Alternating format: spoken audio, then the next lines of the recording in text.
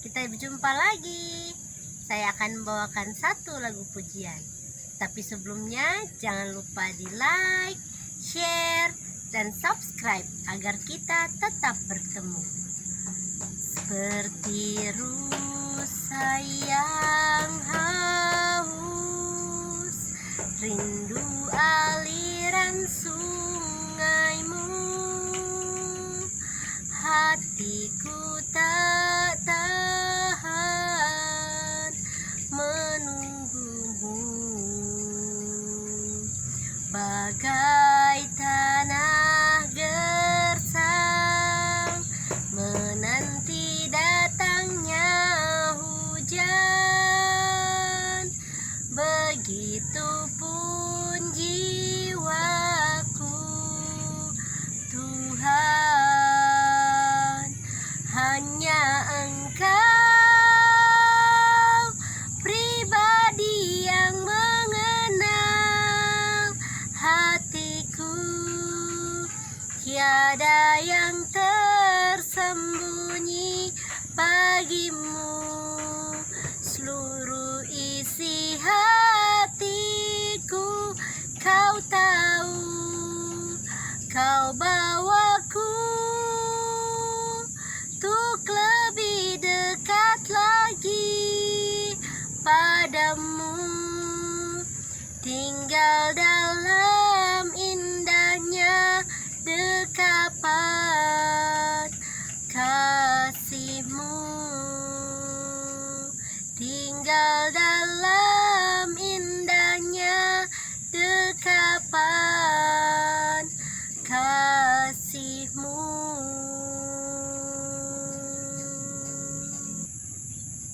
Shalom, salam sejahtera.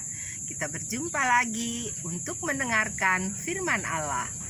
Tetapi sebelum kita melanjutkan akan firman Allah ini, saya mau mengucapkan terlebih dahulu selamat tahun baru 2021 kepada seluruh saudaraku yang sedang menonton akan video saya ini. Kiranya kasih daripada Tuhan Allah tetap menyertai saudaraku dimanapun saja berada. Nah, pada saat ini cerita firman Allah yang kita akan dengarkan masih terdapat di dalam kitab Keluaran. Saat ini sudah berada di kitab Keluaran pasal 26. Nah, saudaraku, di pertemuan kita yang lalu saya sudah menceritakan tentang firman Allah dari kitab Keluaran pasal 25. Nah, saat itu diceritakan bahwa Tuhan Allah menunjukkan kepada Musa untuk mendirikan kemah suci dan mengenai persembahan khusus. Dan di dalam cerita di pasal 25 juga di situ diceritakan tentang bagaimana alat-alat daripada kemah suci itu yang akan dibuat oleh Musa. Nah, jadi peralatan kemah suci itu bagaimana semuanya itu Tuhan Allah sudah ceritakan pada Musa di pasal 25 yang kita sudah dengarkan. Nah, saat ini di pasal 26 kita akan mendengarkan dengan judul mengenai kemah suci. Nah, jadi di pasal 26 ini baru Tuhan Allah akan menentukan atau mengatakan kepada Musa bagaimana caranya untuk membuat kemah suci itu. Nah, saya akan membacakan dari ayat pertama. Kemah suci itu haruslah kau buat dari 10 tenda dari lenan halus yang dipintal benangnya, dan dari kain ungu tua, kain ungu muda, dan kain kermisi, dengan ada kerupnya buatan ahli tenun. Haruslah kau buat semuanya itu. Nah, kemudian kita akan melanjutkan di ayat 2. Panjang tiap-tiap tenda haruslah 28 hasta, dan lebar tiap-tiap tenda 4 hasta. Segala tenda itu harus sama ukurannya. 5 dari tenda itu haruslah dirangkap menjadi satu, dan yang 5 lagi juga harus dirangkap menjadi satu. Nah, saudaraku, luar biasa ya. Kembali kita melihat akan apa yang dikatakan oleh Tuhan Allah kepada Musa untuk membangun kemah suci ini ya.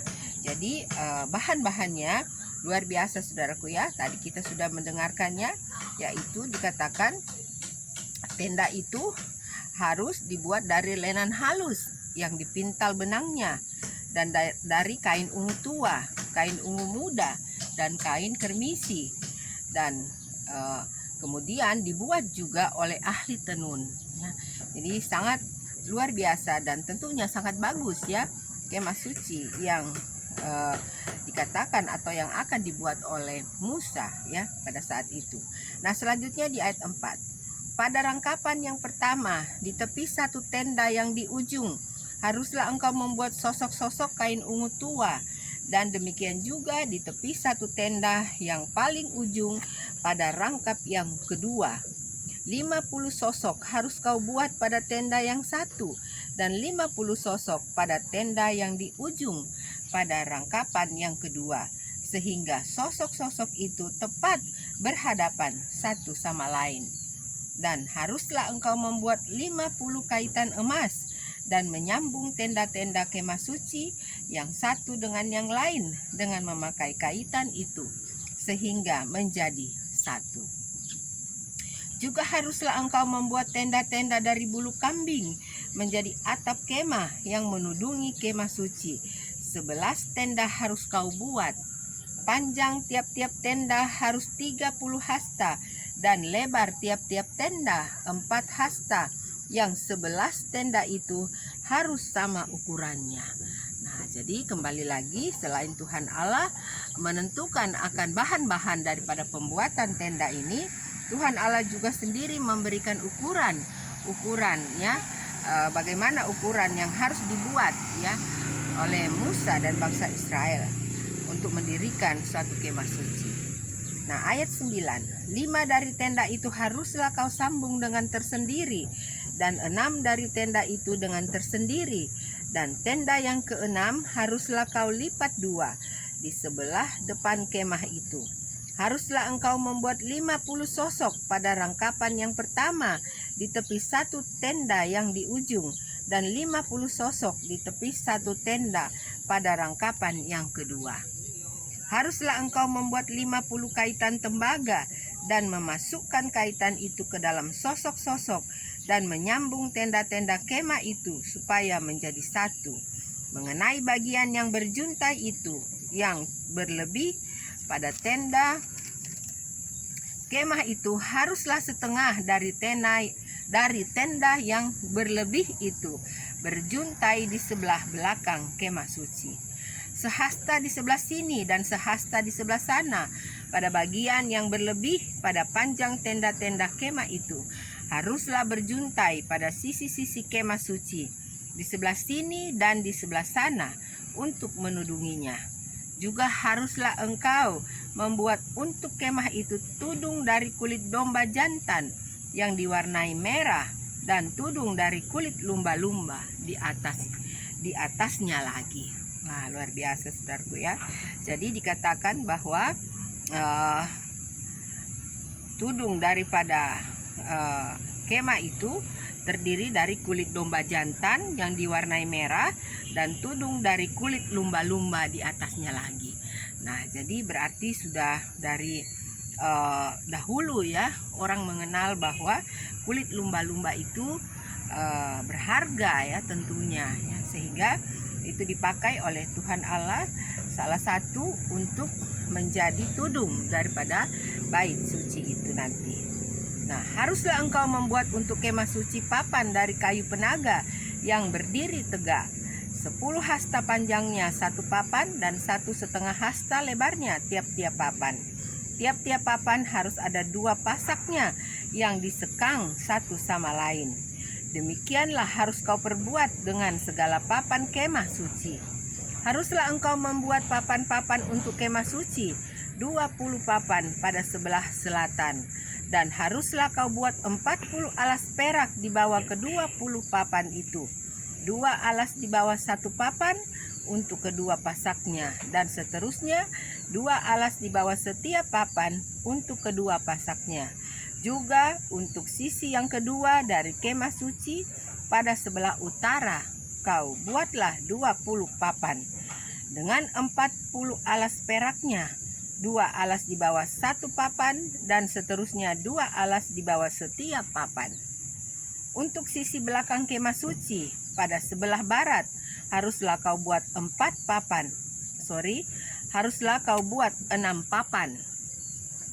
2 papan haruslah kau buat untuk sudut kemah suci di sisi belakang. Kedua papan itu haruslah kembar pasaknya di sebelah bawah, dan seperti itu juga kembar pasaknya di sebelah atas di dekat gelang yang satu itu. Nah, selanjutnya demikianlah kedua papan itu haruslah itu merupakan kedua sudutnya. Jadi harus ada 8 papan dengan alas peraknya, 16 alas, 2 alas di bawah 1 papan, dan seterusnya 2 alas di bawah setiap papan. Nah, saudaraku, kalau kita mendengarkan cerita ini, betapa telitinya ya, betapa teraturnya Tuhan Allah itu untuk menyuruh Musa membuat akan kemah suci itu. Jadi sangat terperinci sekali ya apa yang dikatakan di ayat-ayat yang kita sudah baca ini. Nah, saudaraku, kalau kita bisa mempunyai gambarnya juga, pastilah kita akan bisa mengerti dan kita bisa akan melihat betapa indahnya kemah suci yang dibuat atau yang disuruh Allah untuk dibuat.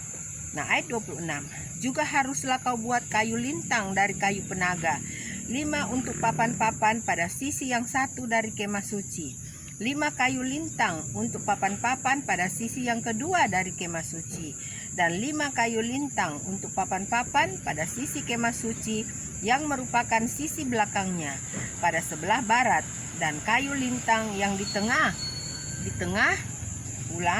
dan kayu lintang yang di tengah-tengah papan itu haruslah melintang terus dari ujung ke ujung. Papan-papan itu haruslah kau salut dengan emas. Gelang-gelang itu haruslah kau buat dari emas sebagai tempat memasukkan kayu-kayu lintang itu. Dan kayu-kayu lintang itu haruslah kau salut dengan emas. Kemudian haruslah kau dirikan kemah suci sesuai dengan rancangan yang telah ditunjukkan kepadamu di atas gunung itu. Nah, ayat 31.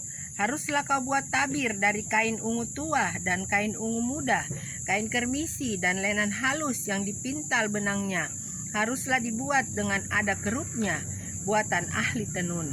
Haruslah engkau menggantungkannya pada 4 tiang dari kayu penaga yang disalut dengan emas, dengan ada kaitannya dari emas berdasarkan 4 alas perak. Nah, kita lanjutkan di ayat 33. Haruslah tabir itu kau gantungkan pada kaitan penyambung tenda itu, dan haruslah kau bawa tabut hukum ke sana, ke belakang tabir itu, sehingga tabir itu menjadi pemisah bagimu antara tempat kudus dan tempat maha kudus. Nah, jadi dikatakan haruslah ada tabir ya, tabir atau tirai ya, tirai yang digantungkan untuk membatasi, dikatakan di sini untuk menjadi batas untuk pemisah, dikatakan untuk pemisah bagimu antara tempat kudus dan tempat maha kudus. Tutup pendamaian itu haruslah kau letakkan di atas tabut hukum di dalam tempat maha kudus.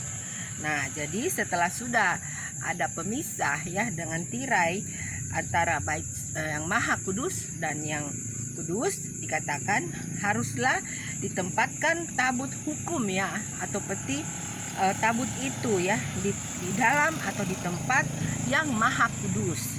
Meja itu haruslah kau taruh di depan tabir itu, dan kandil itu berhadapan dengan meja itu pada sisi selatan dari kemah suci, dan meja itu haruslah kau tempatkan pada sisi utara.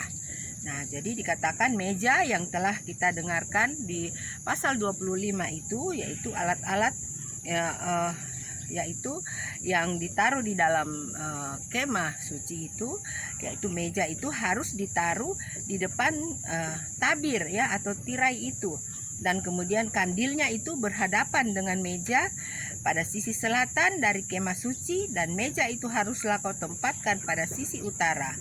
Juga haruslah kau buat tirai untuk pintu kemah itu dari kain ungu tua, kain ungu muda, kain kermisi, dan lenan halus yang dipintal benangnya, tenunan yang berwarna-warna.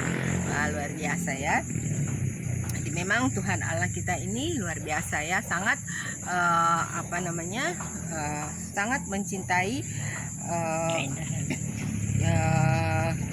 keindahan ya, sangat mencintai keindahan, sehingga semuanya benang-benangnya pun harus ditenun dengan tenunan yang sangat baik dan berwarna-warna.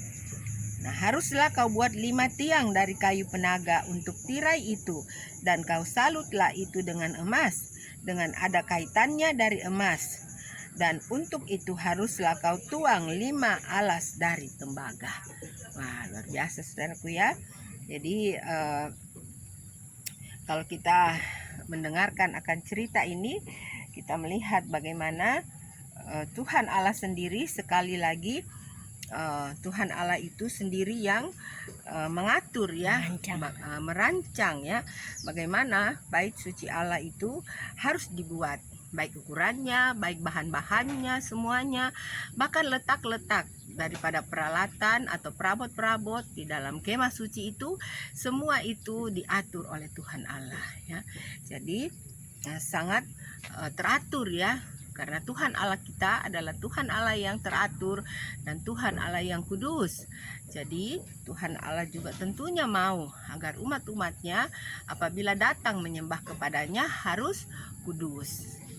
Nah, saudaraku, inilah cerita dari firman Allah yang saya dapat ceritakan atau bacakan kepada saudaraku semuanya.